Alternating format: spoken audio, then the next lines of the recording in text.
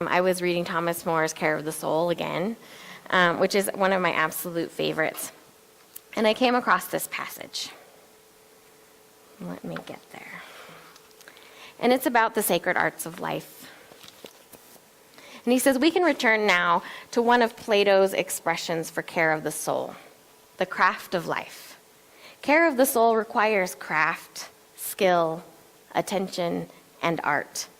To live with a high degree of artfulness means to attend to the small things that keep the soul engaged in whatever we are doing. And it is the very heart of soul making. From some grand overview of life, it may seem that the only big events are ultimately important. But to the soul, the most minute details and the most ordinary activities carried out with mindfulness and art have an effect far beyond their apparent insignificance. And I just love that. That reminder of those little things carried out with detail and with mindfulness and with all of the love that we have in our hearts on a regular basis are so big. That is really what our soul is calling us to attend to at every turn, right? Not just in those moments where we are celebrating, where something large is happening, where we have been hit over the head by a 2x4, whatever it is that feels really big and pressing at the moment. But every little thing that we are doing and taking the time to care for. I'm going to take a drink of that water real quick. And I found a beautiful poem by Sharon Olds that describes this wonderfully. It's called Little Things. After she's gone to camp in the early evening, I clear Liddy's breakfast dishes from the rosewood table and find a small crystallized pool of maple syrup. The grain standing there round in the night, I rub it with my fingertip, as if I could read it, this raised dot of amber sugar and this time when I think of my father. I wonder why I think of my father, of the beautiful blood-red glass in his hand or his black hair gleaming like a broken open coal. I think I learned to love the little things about him because all of the big things I could not love. No one could.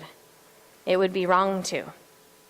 So when I fix on this tiny image of resin or sweep together with the heel of my hand a pile of my son's sunburn peels like insect wings where I peeled his back the night before camp, I am doing something I learned early to do. I am paying attention to small beauties, whatever I have, as if it were our duty to find things to love, to bind ourselves to this world. The sunburn peels, right? These little things that we do often without thinking, yet so much love and care is put into them. Even if it's just crumbs and not sunburn peels, right? Even if it's making a special trip to the grocery store for cilantro that day.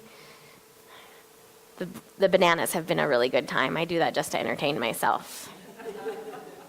Those little things that we all just give our love and our hearts to, that are reminders of our connection to the divine.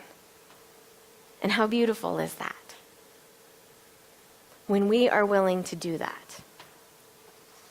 So Thomas More outlines some of these things, which we will get into. Let me get myself organized here. And first he talks about pausing. The way to connect with little things is a pause. So let me go back and see if I need to quote him some more. He says, living artfully might require something as simple as pausing. Some people are capable of being arrested by things because they are always on the move. A common symptom of modern life is that there is no time for thought or even for letting impressions of the day sink in, yet it is only when the world enters the heart that it can be made into the soul. By pausing. So in Christian monastic practice, there is something known as statio. This is often meant to denote the moment between moments, or the pause in those times when you are doing things. From one breath to the next, from one thought to the next. While we are in the midst of keeping busy throughout our day, there are these natural pauses. and it would be referred to as statio. So you can think of it as a mini transition. You already experience it several times a day. When you're figuring out what to do next, you take a momentary break to regroup. And with statio, the pause then becomes intentional. Rest in the moment, take in a single, mindful, desire-free breath, and recognize that there is no other time besides this.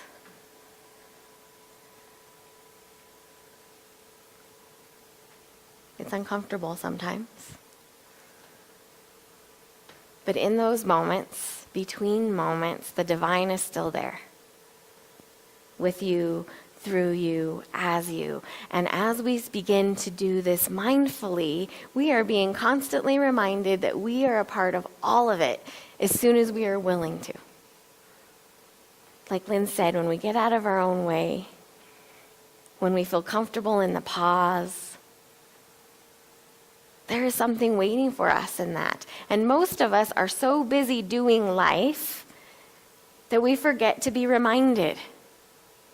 We forget to be present to it. And a small intentional practice of pausing will allow Spirit in a whole new way. In a way that is affecting everything else that we do the rest of that day. So there's a story that an author, Terry Hershey, tells about receiving a phone call. She says that Brian called this morning with a really exciting opportunity. And his name didn't ring a bell, but he was so excited that I decided to stay on the phone with him anyway. It's not every day you get offered an exciting opportunity after all, right? Brian wanted to offer Terry a free satellite dish. And he was so excited because this kind of generosity makes you want to jump up and down, right? So much more to enjoy in life. Brian chirped, literally chirped, Terry says, and his spiel had no pause button. And I would never have thought to be afraid of missing anything because I could TiVo all the good stuff. So Terry says, I didn't want to burden Brian with the fact that being faced with a lot of options, like standing in the grocery store trying to choose cereal or toothpaste, makes me want to beat my head up against a wall. So 500 channels might send me straight into the fetal position. But instead, what Terry chose to tell Brian was that while he was in awe from this wonderful offer, that he would like to make his decision after she spent some time deadheading the roses, maybe. Filling the bird feeders, and taking a brief nap in the lawn chair. Brian suddenly became quiet. He just didn't seem to get it. How exciting. While waiting for perfect, we tend to pass on ordinary. And while waiting for better, we don't give our best effort to good. While waiting for new and improved, we leech the joy right out of the old and reliable. Yeah, we do that, don't we? I'm excited about the pause. The more I have this conversation with people, the more excited I get about the pause. So there's this book called The Children's Letters to Gods, and Sarah wrote this. She said, Dear God, I didn't think orange went with purple until I saw the sunset you made on Tuesday. That was pretty cool. Sarah is an inspiration, right? She gets that. I think as New Mexicans, we get it, right? We're all taking pictures of our sunsets on a regular basis, and it doesn't matter which parking lot I am standing in, planted towards the west, there is at least one other crazy person with me whose cell phone is just as planted on that sunset. We get it.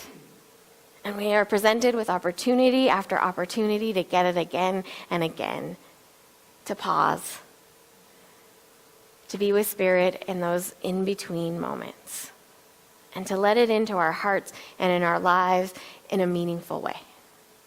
How exciting. How exciting. So, Mr. Thomas More's next step for learning to live artfully is taking time. I have myself a note that I should read something out of the book, so let's do that. He says, the soul basks in this extended sense of, let me try that again. The soul basks in this extended sense of time, but we can't discover the soul in a thing without first taking time to observe it and be with it for a while. This kind of observation has a quality of intimacy about it. Taking time. So there is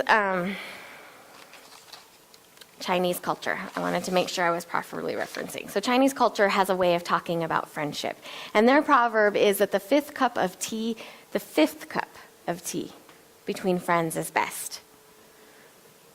So tea was made in old China by pouring hot water over loose leaves and cup. Many of us drink tea like that. And the explanation of the proverb is that when friends meet, they are busy and tense from the outside world. So the first cup of tea is drunk hastily, very quickly, without much grace at all.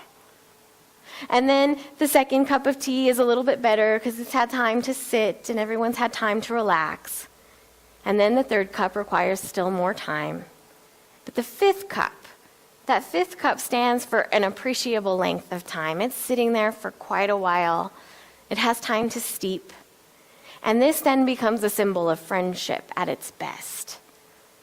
Even the most introverted person needs this quiet passage of time, measured in cups of tea, to define the deepest friendship. That wholeness that requires time.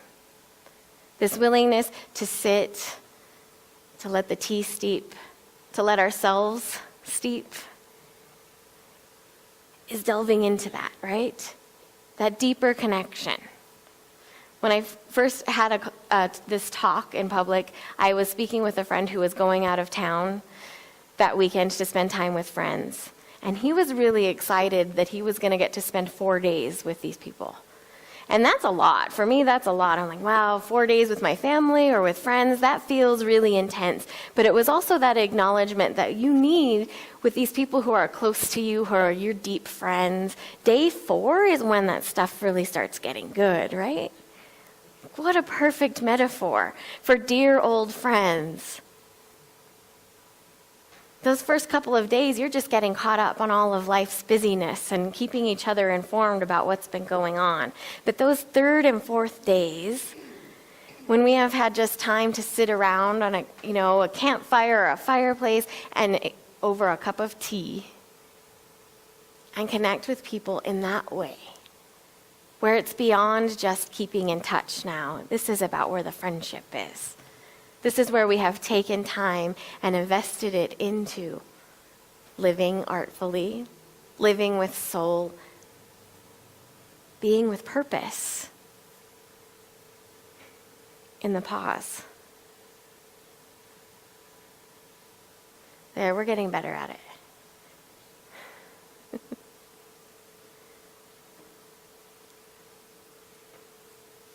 Silence is one of my favorite preaching techniques. I love it because you can feel how uncomfortable it makes people. And then there's a beauty in there. Yeah. So we're opening our hearts and our minds, and we're experiencing the divine in a way that our busyness, that all of my words wouldn't allow for. And it's there all the time. If we turn the radio off when we're driving, if we pause when we are sitting next to our loved ones, if we let a conversation come when it's supposed to come instead of trying to force the issue because we really need to have it resolved right now. And as we do all of this, we are creating from this space. When we are mindful about letting Spirit into our lives, we are creating from a whole new way, in a whole new light. And it is something beautiful. Whether it's brand new dogs, whether it's a cute little bunny, whether it's a new relationship with a friend or a romantic relationship, when we take that deep breath, when we connect, there is something else there. And we all know in this philosophy that we are powerfully creating with Spirit all of the time. And what better way to do that, to create something beautiful, than to take the time that it really deserves? To be willing to be in the quiet with it, in the space between things and not just focused on an end result. We all do that, right? Does anybody else do it? Yeah. And then we're missing all of those things in between, from one step to the next. And I remember thinking that, even as a student, when I would take time to just process, as getting my bachelor's degree, I'm not sure what I want to be when I grow up, and I might need a semester in between. And it makes people around us really nervous, right? Really nervous that you don't know what you're doing next, and I really need these answers. And then how much we look back on those times between times where things were really important and see how much growth there was, how beautiful the creation was because of that space that we are often unwilling to give ourselves. And all of these things, every part of our creation in life, we are doing that all the time. And isn't it much more powerful to think that we can just take a break? We can wait till that 5th cup of tea. We can cultivate something beautiful with a pause. Our homes and our gardens, our relationships, everything that we are doing is art. When I first took a class in this philosophy, I was challenged because the teacher said, your life is your ministry. And it's something that I carry with me to this day. But another way of looking at that is your life is your creation. Your life is your painting, it is your work of art, and you are constantly creating something. And we are constantly filled with opportunity to do that, filled with the love and the light of the divine. And the best way that I can think of for us to let that in is to slow down every now and then. To pause, to take some time with it, to feel our hearts and our minds expand at their own rate without forcing it.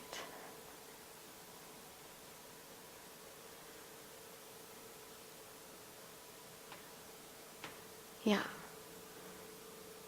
We often talk about times in darkness, about letting light in, and we want to force it. We want to kick something open. We want to break all the windows, whatever it takes to let light in, instead of being willing to just sit in the darkness and let light come in at its own pace, in the way that it's meant to affect us most deeply. Pause with it. The weeds, the darkness, the beauty, the light, all of it. It's here for us. It's our creation. We are doing this with the divine. And we are presented with opportunity after opportunity as every second ticks by to be with it and to acknowledge this truth about ourselves. I don't think I could be more excited about anything. To know that Spirit is there anytime we are willing to let it in. And we are co-creating with that presence something beautiful. Even when we don't think it's beautiful, for the record, it's gorgeous. And it has the opportunity to be breathtaking. Yeah. So now that you all have taken my breath away, I'm going to end. I usually end with a poem. And I have a very short one this evening, which I thought was appropriate, or this morning, I should say. And it's from a series of poems by Tagore. They are called Stray Birds, and they are intentionally meant to be little poems. The fish in the water is silent. The animal on the earth is noisy. The bird in the air is singing. But man has in him the silence of the sea, the noise of the earth, and the music in the air. So do I pray here? Sure? Okay, so I'm going to pray us out. If everyone just wants to take a deep breath with me.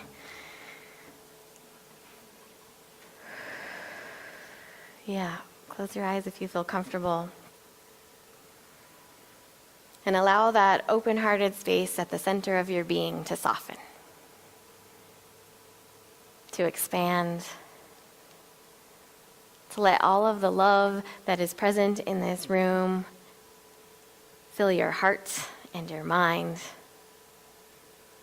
and remind you that we are one with one another, that we are one with all of life, that all is well. And as we remember this truth, that all is well, we remember that the love and the light of the divine is moving in, through, and as each one of us at all times. And that love and that light is there to greet us at every pause, in every quiet moment, in every place where we are willing to be present with this truth. That we are the presence of God walking around on this planet. And as we allow ourselves to have this experience, we allow ourselves to be excited by it, to be fired up by the opportunity to be spirit walking around, loving and giving and dancing and singing and crying and being all of it. How amazing. So we have these experiences, we remind ourselves that we are so grateful. We are so grateful to look at the ones close to us and be reminded that we are spirit, that we are connected. We are so grateful for every pause, for every moment where we feel like we are growing and transforming and we can conquer the world. For every moment where we might be a little bit sad and we know that we will be comforted. That the love and the light of the divine is with us always. And we say, thank you, life. Thank you, spirit. And we let it go. And together we say, and so it is.